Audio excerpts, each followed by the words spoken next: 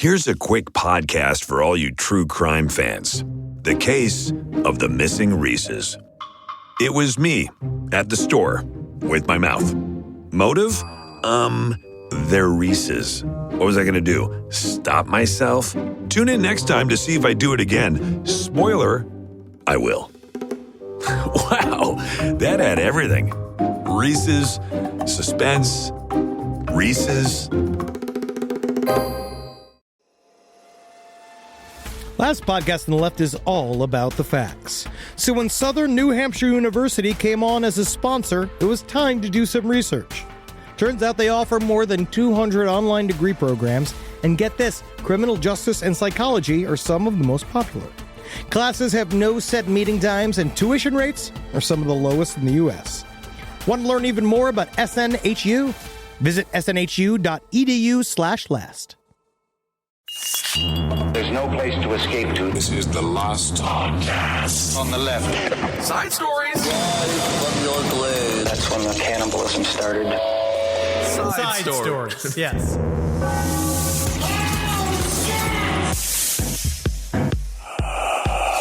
Where's my motherfucking Janties at? What is a janty? Janty, you saw this on Twitter yesterday? It's the new fucking, it's the new everything, dude. Is it the new Gucci? You're so out of it. You got to get into the culture like I am. You're out, man. I am out. I'm happily out. I like to be out. I'm in the party. You're outside the party jerking off in a bush. Well, honestly, staring through the windows. Whatever. Me, but I'm in the center of that party, and I'm fucking pouring the punch, and everyone's like, put a little extra whiskey in there. I'm like, I didn't bring it for you. I brought it for my fucking family. Well, if you I brought whiskey for my family. If you pour the whiskey in the punch, it's going to now become communal whiskey. That's the way that works. You can't yell at people for having the punch that you have spiked. You spiked the punch. I do whatever I want to do. It's my party. Not really. I just took it over when I arrived. Okay, Janties Miley. are these new. They are. It seems to be. I don't know yet. They're done by this company. I forget. It's like what are they? What is culture. Think jeans plus panties. They are jean panties. So they're jean shorts. They are janties. All right. They are brief cut jorts. No, I don't. This is Side Stories. I'm Ben Kissel. That's Henry Zabrowski. Now, Henry, you actually do wear short shorts. You're like the John Stockton of podcasts. And I have a feeling that you might purchase some of these janties, which seems to me like something that doesn't need to exist. I could do whatever I want. Yeah, I know you can. With my third of the business's money, which is technically also kind of fun, is that every single time I spend money, it's like I'm also spending a little portion of your money. Yep, that's right. One could say we're tethered together. If I go and I spend $315. There's $315? Yes. Why? The structure. To cover I actually don't know why. I'm going to say, Kissel, that is where it also loses me because it's less material than a full jean, because a full jean can cost upwards to like $150 to $200 if we're getting fancy. Yeah. But these janties, I guess it's all about the style. The idea is it's a high hip cut jean short that looks sort of like if a Canadian had an adult diaper. All right, well, now you're selling me on it. I do like the Canadian tuxedo. Well, speaking of... You do. I do. I know I do. You do it all the time. This is how we dress. Nothing but denim. Because denim is rugged, and it's comfortable, and it's versatile. Honestly, what denim became was stretchy. Because Old Navy, they know their brand. Technically, I have gained 30 pounds, but I have not gone up. I'm still a 38 waist. Because Old Navy is just like, keep them stretchy. Keep them stretchy. And so I'm like, I'm not even gaining weight. I'm still a 38, 36. I'm fine. You be careful with the Old Navy shit because straight up, it is your pants are under pressure and they might pop. Oh, I know. Like they are. That's why they're stretchy. The Old Navy is not built to be stretched to its maximum capacity. No, I know. Your fucking ass is gonna fall out. It's not gonna fall out. I barely have a You remember at the end of The Great Outdoors when they shot that bear in the ass? Oh, yeah. That's gonna be you. That was funny. All right. Be you. Well, speaking of denim and speaking of fashion, one of our favorite guys is back in the news. I guess favorite is a loose. He's an American character, and had he done nothing wrong, this man's music would would live on, and it still will live on forever, but I think it might be seen as a little bit better. This man's name, of course, is Joe Exotic, and the update here is he has been found guilty on murder for hire and wildlife charges. He is guilty. He is. I guess he defended himself. Oh, he went the Bundy route, did he? He did. So I know that he spoke upon his own behalf, is what they said, which I think is an interesting way of putting it, saying like a man who represents himself in court has a fool for a lawyer. I know that. A federal jury on Tuesday convicted a former Oklahoma gubernatorial candidate and zookeeper in an attempted murder for hire plot. Jurors returned the guilty verdict following 6 days of testimony in the trial of Joseph Allen Maldonado Passage, who's 56, who was accused of trying to arrange the killing of Florida animal sanctuary founder Carol Baskin, who criticized his treatment of animals. Baskin wasn't harmed. That's the big thing here. But he tried to say all of it was funny social media, like getting a rise funny out of Carol. Funny banter. Yeah, so he conspired to kill Carol Baskin, and of course he was also found guilty of killing 5 tigers and selling and offering to sell tiger cubs. But again, Henry, can we just play some of the music to remind us that Joe Exotic, he also has a heart. He also has love. We all do. And you know what? We've all made maybe series of dozens of mistakes in our lives. Sure. You know, how many whole wasted years to booze and to kinky gay sex and murdering tigers have we all done? Well, but I mean, that's not the problem. I think it really is the murdering of the tigers. I think the booze and the sex, I think he was just having fun there. That's normal. Although, actually, wasn't there a theory that he killed his fiancée? There's a lot of stuff in there. Yeah. He is a complicated man. He is. They don't call him Joe Domestic. No. They call him Joe Exotic. And let's hear a little bit of, again, remind us of, like, we were all once boys. Oh, yeah. Yep. Let's go back to the glory days of, I guess we started covering him about 5 months ago, maybe 4 months ago. So back to I think with the beginning of this podcast, of Side Stories. All right, let's go back to 2018. Listen to a little Joe Exotic.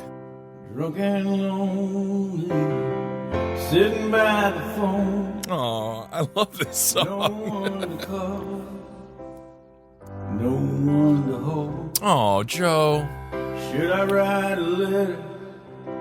Maybe Don't know, man. Take that chance. Take it, baby. Last one We all have pain. I wrote to you, tore it up so fast. Oh. You were my first love, one that's gonna last. Just picture them just covering each other in mayonnaise. Slamming asses. Oh, yeah. Having fun. Just 69ing each other while a tiger dies in a cage behind them. One that's supposed to last. Oh. Everybody's got a poet's heart deep down inside. I know. No matter what your crimes are. I know. Hitler loved painting pictures of bell towers and fields of lilies. I could grow a garden. Oh, speaking of fields of 18 lilies, miles high. hey, that's a high garden. Give you all It the is. roses so you could watch them die. Wow, his boyfriend is I could fucking buy intense a looking. diamond Oh, yeah. brighter than the sky. Put it on your finger. And you could. God, I'm getting so hard hearing this. You were. I don't know if we could show all of this. Will we be sued by him? I imagine mostly this will be taken down pretty soon. a million Maybe. miles later. All right, one more verse and we can... Here it comes. You were my true love. Oh, The one that's supposed Nice to hat. last. A million miles later, still stranded in the past. all right. There it is. Joe Exotic, you are my first love. And once again, I am not being satirical. I love that song. I love his voice. And that song moved me. I almost have a tear. They're very, very disgusting. powerful. No, you're a disgusting He's person. He's a great musician. And honestly, other than the killing of the tigers, leave the tigers alone. You're supposed to take care of tigers.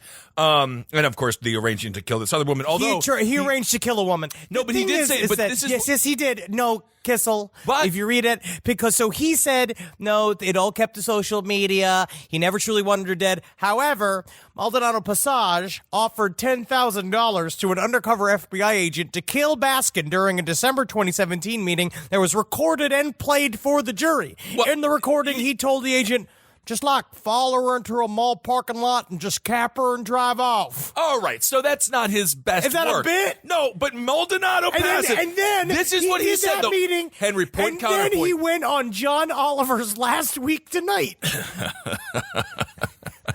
Hiding in plain sight, you see.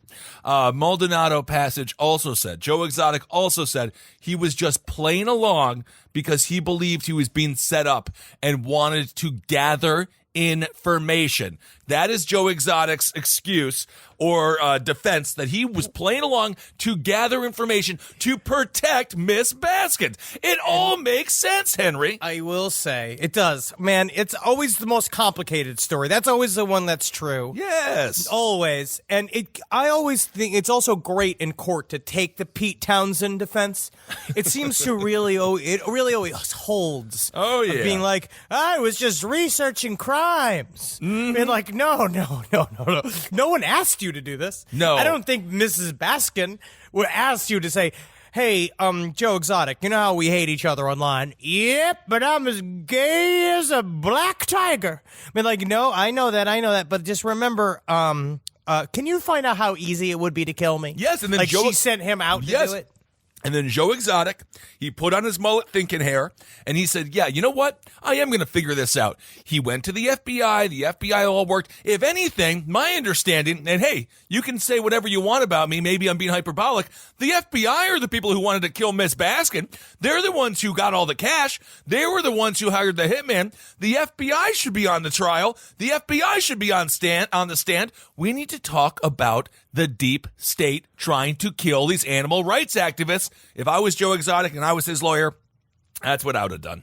Do you need a drunk defense attorney? Call Benjamin Grant Kissel, because he will yell at any judge as long as he is inside a courtroom. Honestly? And I'll tell you what, all you got to do is pay him in literal peanuts. Whatever. I love peanuts. Skinny Dennis, my favorite part is free peanuts. That's my favorite part But you about are it. talking about a dangerous line of thinking.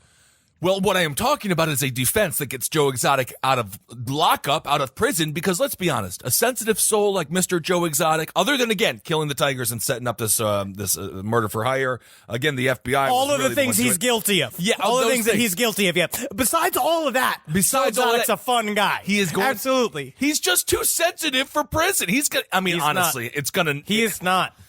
He is not. He is going to do well in prison. Honestly, I think he's going to do very well in prison. I think he probably could go there for a little while just to kind of get his head straight a little bit, Well. get ready for that 2020 run.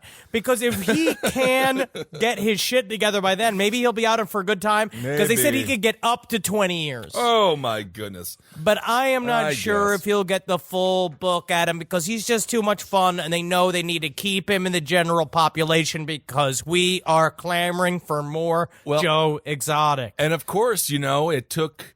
When Johnny Cash really, now obviously Johnny Cash was never behind the bars. He got to sing in prisons for fun more. But you know, Joe Exotic, he's going to have some years to get some prison grizzle. He's already a great country music star. I wouldn't be surprised. He comes out of lockup and he's got some prison tunes that shake you to your boots. And he's the next Sturgill Simpson. Yeah, it's him straight up being like, I don't even drop the soap, I throw the soap. He threw the and soap, just have a song called Throw in the Soap. which I would listen to. And that's, by the way, an epidemic in the U.S. prison system that should not be joked about. Mr. Zabrowski. I'll do whatever I gotta fucking do. All right. I also understand low-hanging fruit is my orchard. That's where I belong. That's what I do. It's also sort of That's where I live in. another euphemism for dropping the soap. But there we go. All I got right. a couple low-hanging fruit. Okay, Now, so- I'll talk about a second. I don't even want to talk about briefly, but we should cover it. The Thomas Cocorella. Oh, yeah, sure. Thomas Cocorellis, who was a member of the Chicago Ripper crew. See, he's been released from prison. Yes. Which is because he was convicted for one of the murders. I believe it was because he is mentally handicapped. I'm not quite sure. They were trying to release him last year, but it was difficult to release him because they didn't have any housing for him. But I am only just peripherally aware of the Chicago Ripper crew. Right. I know that it was a 4-man team. I know that it was cult-like murders that involved I believe there was 17 victims, so 17 women, one dude that was shot. It seemed to be just for fun. They fell apart from the inside, sort of kind of like the Hillside Stranglers, where the two of them, the infighting is what made the group fall apart. Like the Beatles. But I don't want to say that they are I'd say they're more of the traveling Wilburys of serial killers. Oh, my goodness. Supergroups never work, by the way. Isn't that weird? Supergroups never work. They never really do. So strange. Because it's hard to put them all in one room. But I'll tell you what, I love seeing Jeff Lynne sing anytime. Right. And I think he's blind. I'm not sure. Huh. Did not know that. He never takes his sunglasses off. Okay. But I want to come back and talk about this story when we do the Chicago Rippers on last podcast. Sure. Because this requires a big deep dive. There's a lot of shit here. A lot of that stuff. we need to get through. Yeah, what we do know now, just again, as Henry was said, just kind of skimming the topic a little bit. Cocorellis, he's now 58 years old, so he was quite young when these murders occurred. I believe he was the youngest. He pleaded guilty in 1982 to the murder of a 21-year-old. Her name was Lori Ann Borowski. She's out of Elmhurst. She was abducted and slain while walking to work in broad daylight. On Friday, members of her family said they will spend the rest of their lives looking over their shoulder. According to Lorraine Borowski, I'm assuming it's her mother, she says he can find us in any second. She goes on to say, I'm afraid for my family and my community. He does have to register as soon as he finds a place. He's got to register and be like, I'm here, everyone. The Chicago Ripper is here. So and everyone's going to be like, yay! I don't know what so kind excited. So there is a lot of controversy because of the gruesomeness of the crimes. But it seems as if he was, perhaps he we never found the guy, Brendan Dashy, was it, for making a murderer? Brendan, I believe so. It's something like that. But he was involved with the crimes. Now they're just trying to say that they are trying to give him time served, right? Because he's a little bit slow. That's and what he's they're in saying, jail, and they're trying to like, which I mean, I don't know what you say about that. I don't know what my opinion is on that. Well, these are the hard subjects. You know, this is why criminal justice is so difficult to talk about, or to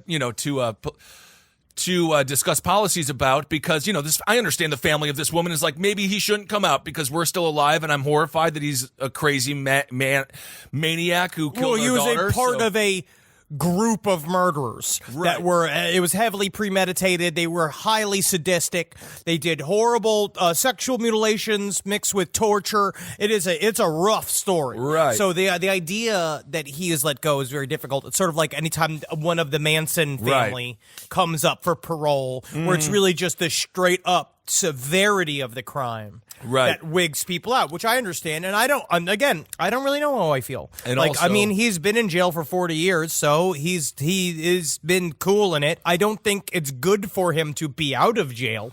I'm not even talking about for society. I'm talking about for his fucking ass. I feel like after you've been so institutionalized, what do you do on the outside? I don't know what skill sets. Apparently he did graduate from like the high school type programs they have there. And according to the prison officials, he's been a model prisoner, and they say he's completely rehabilitated. And again, that is the point of our prison system, is to rehabilitate. So in some ways you could see this as a success story if he is able to go and be a functioning member of society and give back. His brother, I believe, was put to death a few years back. So he was the last person executed by the state of Illinois. My question is what is rehabilitated when you have been in jail for 40 years? How are you rehabilitated to go back into society after you have gotten used to this world. You've gotten used to prison, you've gotten used to the lockdown, and you've created a functioning life on the inside. Doesn't everything fucking change? Well, as we talked about when we were driving through the beautiful state of Ohio. Beautiful. Beautiful. What a beautiful drive really between was. Cleveland and Cincinnati. It is not. No, it's not bad. It's honestly, the Cincinnati skyline was very pretty when you turn that corner on the highway and you see everything. It was a surprise. That was a surprise. But as you mentioned, Henry, the Waffle House. Waffle House has hired a lot of ex-cons to be chefs and stuff like that. So there are opportunities. And I've never had a bad meal at a Waffle House. And you never had a bad meal. So there you go. That's possible. Perhaps Thomas Cocorellis will be making your waffle and fries or whatever the hell. I've never been to a Waffle House. So I hope so. Man, I really hope so. I want to talk about this case very, very quickly, very perfunctorily, but I want to go through this because there's a lot of moving parts here. Okay. So in Stroudsburg, Pennsylvania, a woman by the name of Barbara Rogers has been found guilty of third-degree murder. She was accused of shooting and killing her boyfriend because of his involvement in an alien cult. Okay. A man named Stephen Mineo belonged to basically a Facebook group that was managed by a woman named Sherry Schreiner that kept a sort of massive kind of Facebook messaging system, talking with people. She had several podcasts. Recently has passed on to the other side. Okay. And her job, what she basically was of the member of a group. She was a member of a essentially a group that she had founded, saying that she received messages saying that she was trying to protect the world from the reptilian onslaught with the help of our beautiful President Donald Trump, who's the only one that can uncover the problem inside of the White House.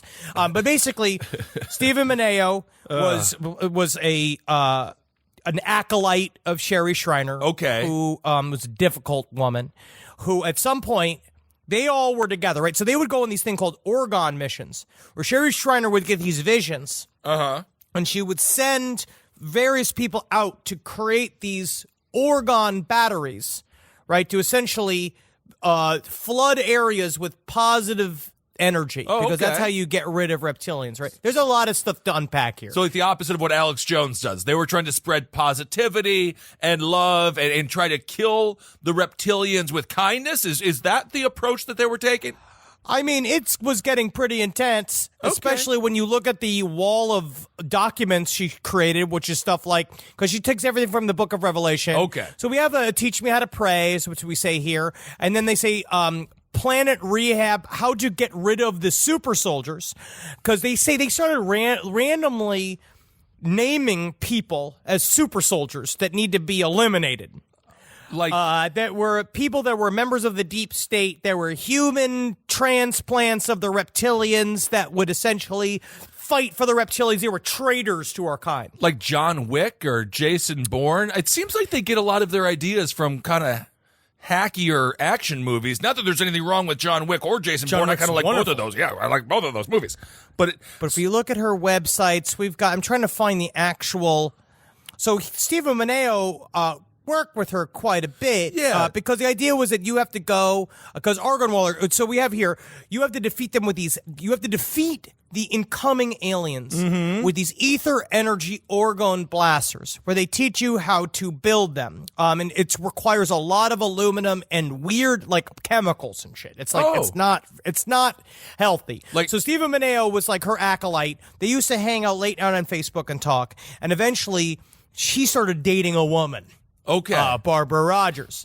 And what Sherry Schreiner told him was that Barbara Rogers was a reptilian and was going to kill him. She was a psychic vampire, in her words. So they were making So they were making sort of. Have you ever been to Tony Bartlett's Robot World in Wisconsin Dells? No. It sounds like they were making one of those. It's a lot of aluminum, really not functioning robots. Not nearly as nefarious as Marty. Thanks for all the Marty photos, by the way, and all that.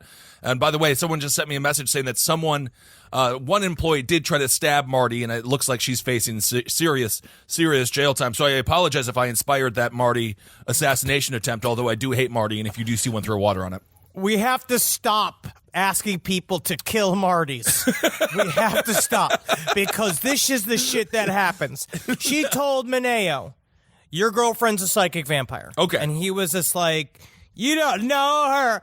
You don't know her, right? Because this is what it corrupts people into. Is this weird high school scenario, but everybody's fucking 44. Right, So they leave. It eventually starts this massive flame war between Barbara Rogers, Stephen Mineo, and the Sherry Shriner group. Where it starts with Sherry Shriner taking a picture of Barbara Rogers she's want to say, she took up a picture of a steak tartare where Barbara Rogers was at a restaurant and she was like, steak tartare. And Sherry Shriner's like, look at this reptilian bitch. She's eating raw meat. Only reptilians want to eat raw meat. That's not, right? that's not true. Steak tartare is great, other than the It's place delicious. we went. What was it, Cleveland? One of the worst restaurants we've I don't ever want to been. talk about. Never go to that fucking. What was that called? The Greenhouse Tavern? What was that place called? Literally the worst meal I've ever had in my fucking life. And I'm like, I think I'll get the raw fish. Or I was like, I'll get the raw meat here at this place. And then we went to another place and they're like, oh yeah, they got a bunch of rats in the basement of that place. I'm like, well, I'm really happy I went with the tartare option. But slowly but surely, all of this shit worked into Stephen Mineo's mind. And Okay. I'm going to put Stephen Mineo, unfortunately. Whoa. Let's say you and me are operating at a 7. Uh-huh. I'm going to put him at a solid 4. Okay. And so he explained to Barbara Rogers, there's something going on inside of my mind. I am in the center of a war of these two opposing forces. So I guess one night, Rogers and Mineo, they were out at a nearby bar in Coolbog Township, or Coolba. Who fucking knows? Cool. Until 2 a.m., Rogers says the couple had a few drinks, but they weren't drunk. And once they got home, the victim suggested they go into the woods behind their house and shoot his gun. Now, I have But they to get say back this, though. Henry, quick question. We're in Coolbaugh Township. It's 2 a.m. How much credibility do you give to the idea that they were somehow not drunk? There is give no way. absolutely zero credibility. They were that they were not shithouse hammered. They were hammered. Now, I think were everyone hammered. else is also hammered, so I don't think that they realized that they were that hammered. You know, whenever you're really drunk, and like maybe you get too drunk at a brunch, and then you're like, oh shit, I have to go run an errand, and then you find yourself in a Old Navy or a Barnes and Noble or a Trader Joe's, and you realize you are so hammered. Dude, we saw it in Cincinnati. Cincinnati was the perfect example of a bunch of people just out on a Wednesday being like, I'm not drunk. But it's like 1:30 in the morning and everybody has to go to work. It was like Everyone. a whole group of office people. Yes, exactly. But everybody, you view yourself being like, well, I'm not him. And it's just a guy who is upside down, up to his shoulders in a toilet. You know, like just like with his feet doing a handstand up against Right. the wall. So they go back inside the house after shit hammered, just shooting at trees. Rogers claimed that they were in the bedroom when Stephen Mineo put the gun to his own head, wrapped her hands around the weapon, and told her to pull the trigger. According to investigators, Rogers called 911 to report the shooting. She told dispatchers, my boyfriend had a gun. He told me to hold it here and press the trigger, and oh my God, he's dead. And oh my God, he's dead. That is But she said she didn't know the gun was loaded. Okay. Even though they were just shooting it. And she All said it right. was a horrible accident. Now, Sherry Shriner continued to go on to fucking roast this woman on her own show, calling her a psychic vampire bitch and trying to explain about how, like, that's how it shows her psychic powers are super attuned and how she has been, she has warded off assassins time and time again. If you Okay. really want to have a nice, like, confusing listen, go to SherryShriner.com and listen to one of her 5 podcasts, because she has 5 different podcasts, all ranting off the same fucking horseshit. But she is building a network, and if only she had lived, she could have had it purchased by Spotify. Absolutely. They're spending $500 million to acquire podcast networks coming up this year. You could really pick it up. You could really get some stuff. She wrote a number of books called Interview with the Devil was one. One was called Aliens on the Internet. Another one called Bible Codes Revealed, which she stole from the History Channel. But she has a lot of shit to say. But for somehow, she didn't foresee her own death by heart disease. That's very bizarre. Only a doctor can weird. do that, I guess. All right, interesting. guess so. Well, there's that little story, and I guess we'll have a sentencing at some point, so we'll probably have an update in the near future, near-ish future. You know, the prisons or the justice system works a little slow, but we'll see. But she has got, if you go to her YouTube account, her YouTube account's really fun. Like, it has, like fun titles like When Clones Malfunction, The Fakes Among Us, Trump versus China Gate, Trump and UN Gate. Oh, a lot of gates. A lot of gates, each one, and she is just popping off. But she will talk about Barbara Rogers a great deal. She does not like Barbara Rogers. It doesn't because sound she like felt it. that Barbara Rogers had stolen. Because to her, Stephen Mineo was one of her children. Okay. So this is sort of like a Entertainment Tonight for internet quacks. There's a little celebrity feud going on here. Also, this is just which is what happens on Facebook. Oh, yeah. It's what happens. Everybody curdles. Why does this happen every time with these groups, the Facebook groups and the message boards? I know people are lonely and you want to make friends. I totally get that the internet relationships can be just as real if you can pan them into real life relationships. But why does it turn to fucking murder? All right. Well, we're not going to solve that here. That's a whole nother can of worms. Fix it. You solve it. I'll fix it. All right, so that's a quick little tale there. Very interesting. We have reptilians, we have Miradir, we have heart disease. But every Take care one of yourself. her websites go back to OrgonBlasters.com to build these Orgon. I don't know. Why we need Orgon. I get asked all the time. This is an essay by her. Why do we need Orgon by Sherry Schreiner. Why? I get asked all the time. Why should we make Orgon?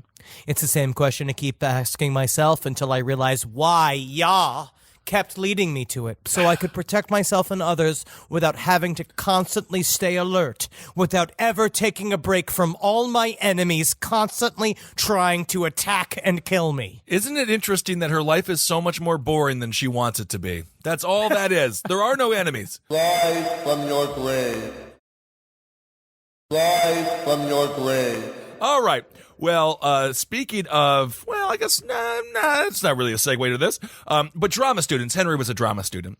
And a lot of people say, oh, the theater kids. Drama school never stops. Drama school never stops. A lot of people say, oh, the theater kids, they're not violent. They just like to play act. You know, they're out there, they're not drinking the booze at the bars. But in reality, theater kids are into sexual intercourse parties. You literally you don't think that theater kids didn't drink? No, All I we know did what was they do. drink, and everybody had orgies. That's what I'm saying. Sexual intercourse parties. That's all the theater kids do. It's like a bizarre, horny nunnery. I mean, it's strange. But this drama student, he allegedly stabbed 2 classmates while acting out a scene from The Butterfly Effect. A University of Hartford drama student allegedly stabbed 2 of his classmates at around 1:30 p.m. on Sunday. Police were dispatched to the college after receiving reports of 2 people stabbed. A spokesman for the Hartford police told People magazine, so you can trust it. This is People. When they arrived, officers found 2 young men suffering from stab wounds in a dorm room. Both victims were taken to St. Francis Hospital, one listed in critical but stable condition, and the other was listed in stable condition. Following the discovery, the institution was placed on lockdown, and this dude was arrested. He's a 20-year-old. His name is Jake Washer, and he was found in a wooded area south of the university. This is according to the police. They say the suspect was acting out a scene from a movie in which a person or persons get stabbed, at which point he began to stab both victims before fleeing on foot. So we got this here. If the Washington Post also does a good breakdown of it. When the University of Hartford students gathered at an on-campus apartment Sunday, they were there to work on a class assignment, filming a stabbing scene from a movie, according to a copy of a police report obtained. Can we say that's a strange assignment? Can we just say that's a strange assignment for the teacher to be like, find a stabbing scene and film it? I think this all starts with fucking Washer. This was maybe sort of planned. Okay. I don't think that the assignment was to film a stabbing scene. Oh, I think it okay. was to film a scene from a movie. But what began as a reenactment took a real-life turn when one of the students, 21-year-old Jake Washer, allegedly attacked 2 of his peers with a kitchen knife because he was into his character and acted a little too hard. One person who was stabbed has since been discharged from the hospital while the other remains in intensive care. But I mean, because this is University of Hartford. Now, this isn't Hartford, though, right? What is this? Not Harvard. No, this is Hartford, Connecticut. I don't understand. Oh, he didn't even go after the fucking actor. actors. Armed with what one witness described as a 6 or 7 inch long kitchen knife, Washer allegedly went after the project's director, a 21-year-old male, stabbing him in the chest and the arm when a 19-year-old student in the room yelled at Washer to stop. The report alleges that he turned his attention to the male classmate, who then stabbed him. So it wasn't even like the guy he was supposed to stab. No, he just started stabbing a director. And of course, I don't think that film students or drama students usually act out Ashton Kutcher movies, but this Not all the indeed time. is that the butterfly effect. There is no other version of it than the Ashton Kutcher movie. I do like, yes. I like how each one says butterfly effect. The Ashton Kutcher vehicle. Being like, oh, that one? I love it. So a different witness who was cooking in the dorm room during the alleged incident told police that they heard screams coming from the 21-year-old's bedroom. When they went to see the commotion, they allegedly saw a 6 to 7 inch knife in the 19-year-old's chest. So he took this very seriously. Washer was taken into custody. He's being held on $1 million bail. When Washer was found in the woods after fleeing the scene, police claim he said to them that, quote, he was curious what it would be like to stab someone. And I guess that's what it's like. Just know this. If you're in an acting conservatory and the guy who is obviously the weird dude of the class, because a lot of times you don't get to choose who your scene partner is going to be. Oh, no. It's like assigned to you. But if he pitches like, hey, I've got an idea. Let's do this scene where I fucking kill you in it. Don't do it. Don't do the scene. Absolutely Because not. there's many other ways to do the scene. There's many other scenes to do. Well, you just got to make sure it's a rubber knife. You got to grab the knife, rubber, make sure it's rubber, or one of those knives that like got the spring. So it kind of goes into the handle there, not into your chest. So the University of Hartford campus community, this is a statement from the university.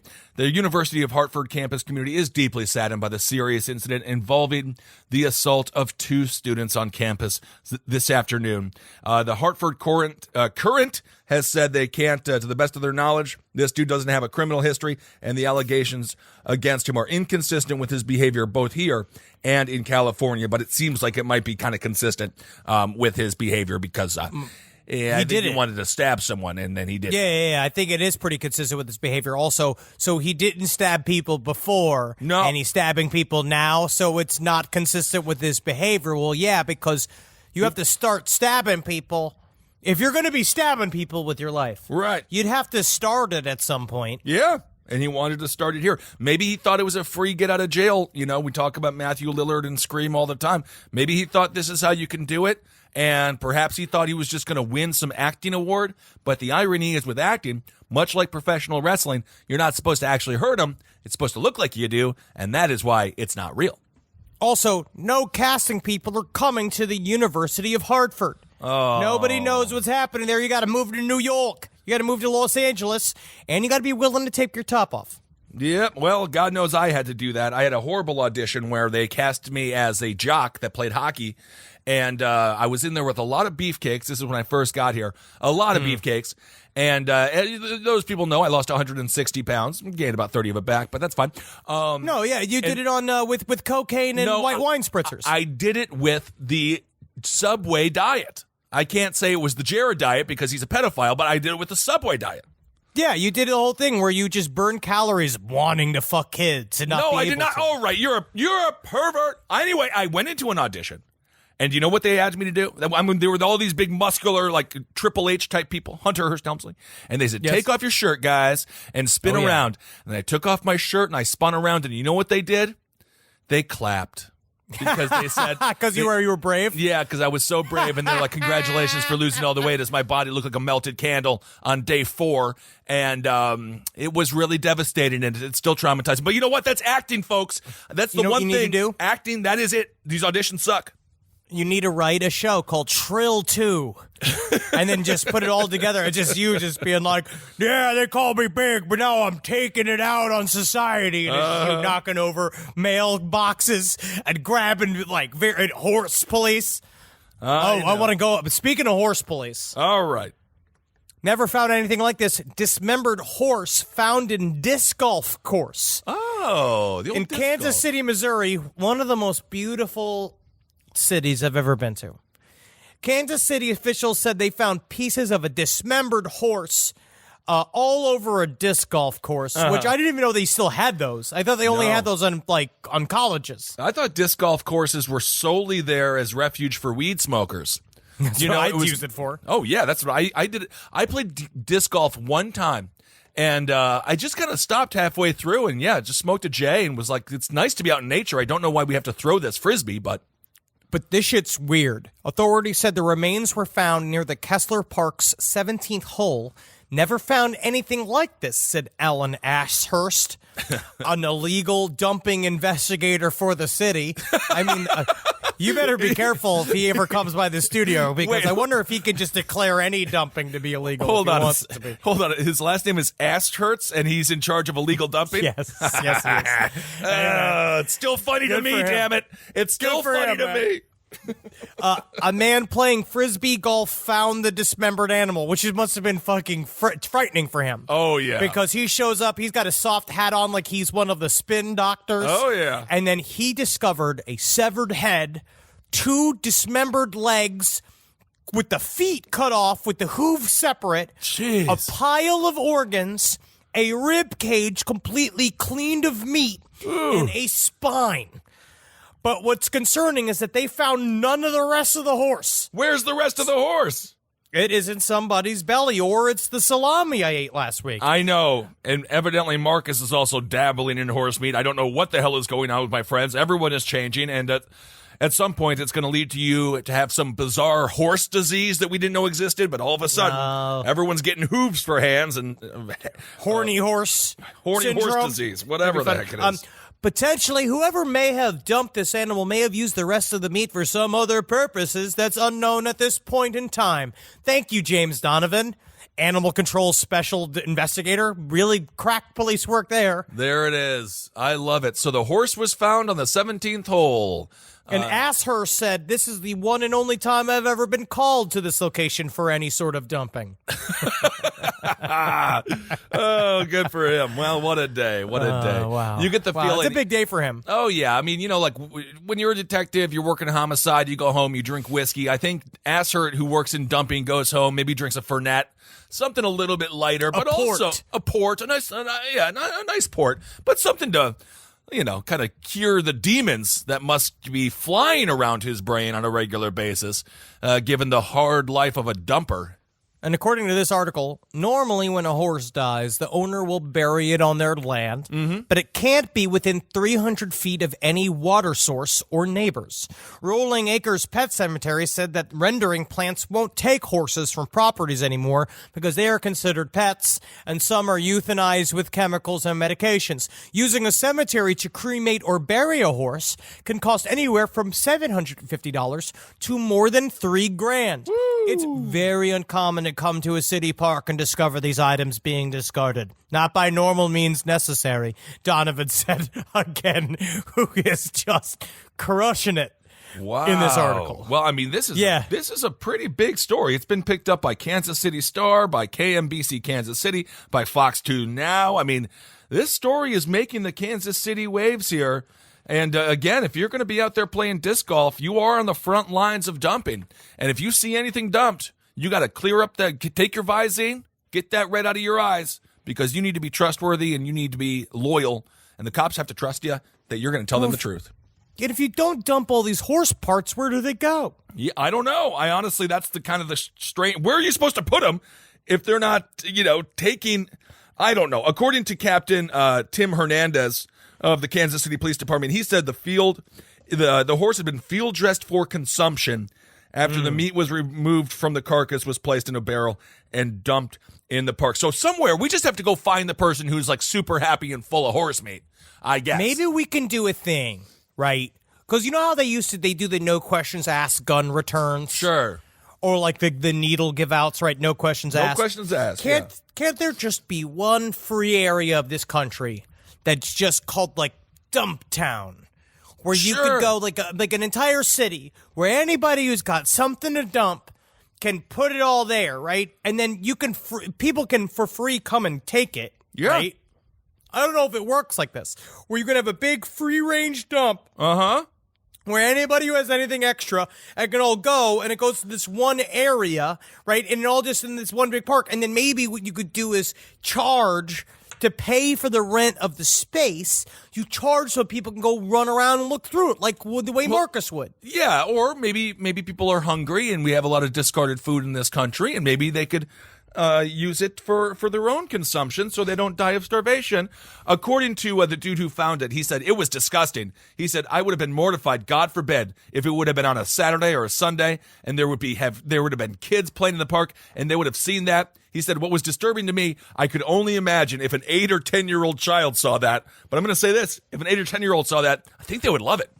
Cool. Yeah. That's what they'd say. Because I remember when I found a bunch of chicken bones, I was like, there was a time period in New York where there was a massive influx of the Haitian community into my neighborhood. And I'd go to Forest Park in Queens, and there was a Voodoo site that was cleared out by the police, and they had police tape all around it. And the whole thing was soaked in blood, and there was chicken bodies all over it. And we were just like, oh, this is fucking sweet. That's fun, yeah.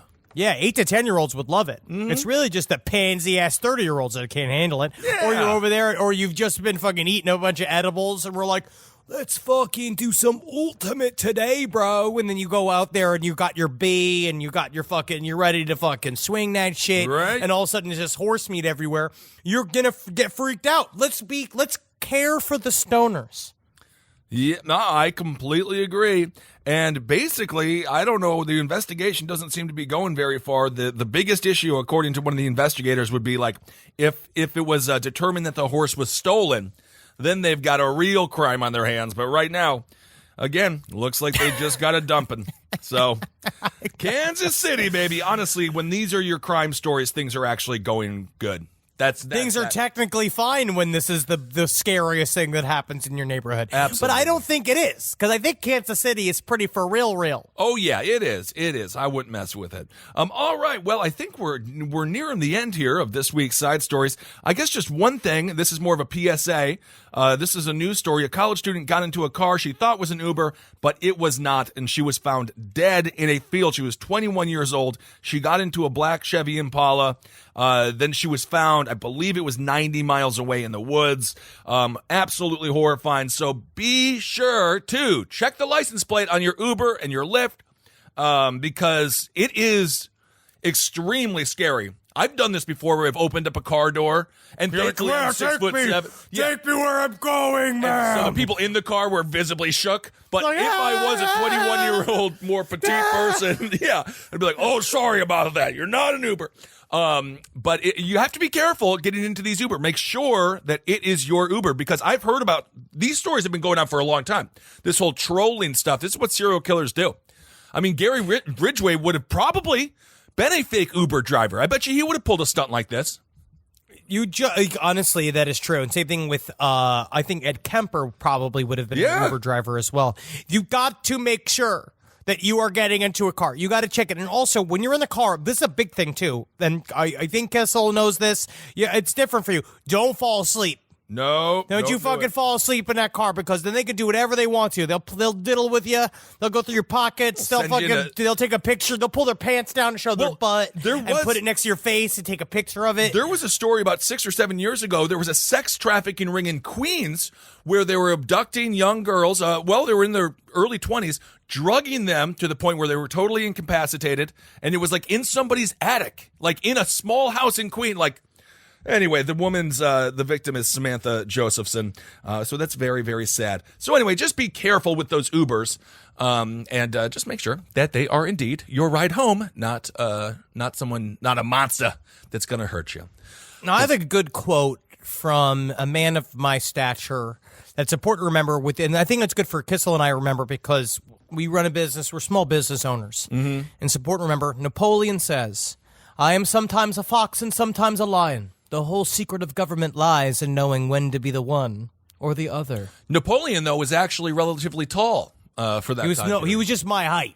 But that was actually tall for that time period. It was a normal height. I don't even know where the Napoleon thing all came. Why did we make up this whole lie that he was super short? It was propaganda to make fun of him. Because he was too busy crushing it, which is why when people come at me for my size, I know it's because they're just jealous of the fact that I shoot nothing but threes. Oh, Dave. Yeah, that's what they say about you.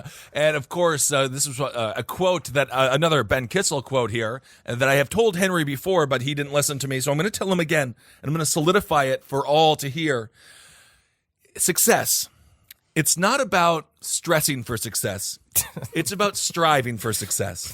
Don't stress for success. Strive for success. You've never spent a day not stressed in your life. No, I'm doing much better. You're literally upset every single day when you wake up to when you go to sleep. No, that's called striving for success.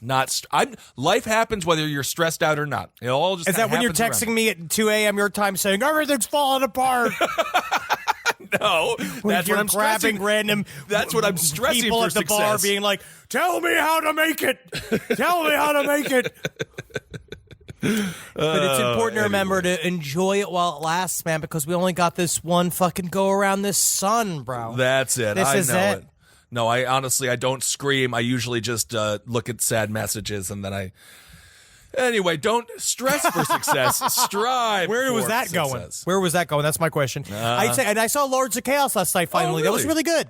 You know what I saw? And have you seen Us yet? We're not going to spoil it or anything, but have you seen Us yet? I really liked Us. I loved it. I think that they put a lot of stuff in there, but I do think that there was all the action in it was fucking incredible. Yeah, it was so fun, and I liked the way that they marbled in the humor in a much more intelligent. Not that Little Rel was amazing in Get Out, but this I was don't like know. The humor I was felt kind of that in it. I thought it was very funny. Personally, I felt that the humor in Get Out was more successful. Really? And in this, for me, it took me out sometimes. Oh, but interesting.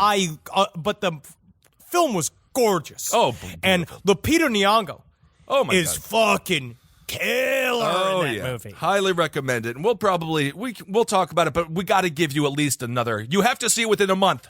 You have 1 month. Otherwise, we're going to spoil it. But at some point, it's just going to be spoiled. Because I'd love to talk about it. It is because there's a lot to unpack. A lot to unpack.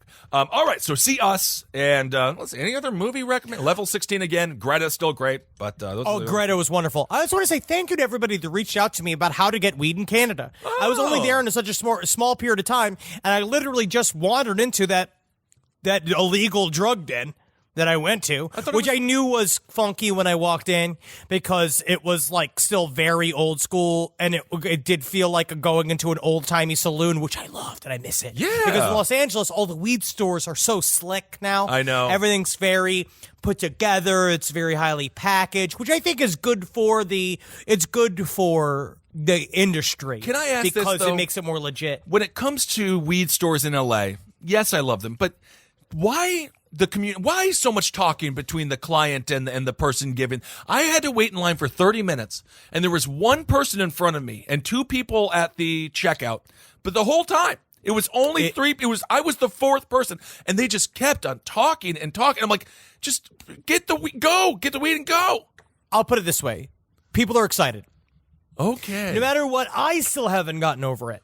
I still haven't go, and there's a lot of people that go into a weed store for the first time, and it's all of this, like, it's all like between the numbers of the grams, and then you see like shatter, you see all these like words that you don't know, and then you just show up being like, I remember I used to get weed from a guy named Gronk. Yeah. That used to behind a dumpster. Do you have that weed? Like, those are people asking, people are asking those questions. All right, it just takes a little bit long. That's all I'm going to say. But it does. It is always great, and I wish I had my vape, but that's okay. All right, everyone. Well, thank you so much for listening. I will say this: hail yourself. Live your life, because again, it's your life. Mm-hmm. These fucking pieces of shit are going to try to take your life. You need to laugh in their face. Yeah. Number one. Yep. And then maybe stick. Fucking give them a little bit of a stab. No. They're trying to take your life. You got to fight for your life. Every day you got to fight for that inch. Well, you got to fight and fight. But you also don't every want day you live like your fucking back's against the wall. Well, but then you might be taking someone else's life, so that's you want to leave them alone. Come for me, 1 for 1, eye for an eye. But what? All right, I've read it, the Code of Hammurabi. That's the first ever legit set of rules. I don't know if that's true. I don't know if I'm saying anything that's true. I remember Code of Hammurabi from high school. Hammurabi. Okay. We did different levels of teachings in high school. Yeah. And love, because love is evil Backwards. That's right. Evil. Yeah. All right, everyone. And again, thanks to everyone who came out to support our good friend Jason Signs here in New York City. It was Arlene's Grocery. And you guys had a nice event in Los Angeles. I don't know what, I mean, we had a great time. Evidently, Henry was, someone messaged Henry saying, like, are you going to make him cry like Ben did? I just gave a nice toast to Jason, and I guess people cried. I don't know. But, yeah, that scared me when someone's like, "You gonna make him cry like Kissel did?" I was like, "What is Kissel doing?" I just said nice things. Is he just going out there being like, "You're not gonna make it"? All right, everyone, hail yourselves. We'll talk to you soon. Hail Satan. Magustalations. Hail me. Hey kids, it's Danny Tamborelli, also known as Little Pete from The Adventures of Pete and Pete. And this is Michael C. Morona, a.k.a. Big Pete from the same show. And my name is Jeremy. I produce this podcast, The Adventures of Danny and Mike, on the Last Podcast Network. Hey JB, can you tell them what it's all about? The Adventures of Danny and Mike is a weekly podcast with equal parts nostalgia, comedy, and surprises. That's right. So check us out on the Last Podcast Network. The Last Podcast Network. This show is made possible by listeners like you. Thanks to our ad sponsors, you can support our shows by supporting them. For more shows like the one you just listened to, go to lastpodcastnetwork.com.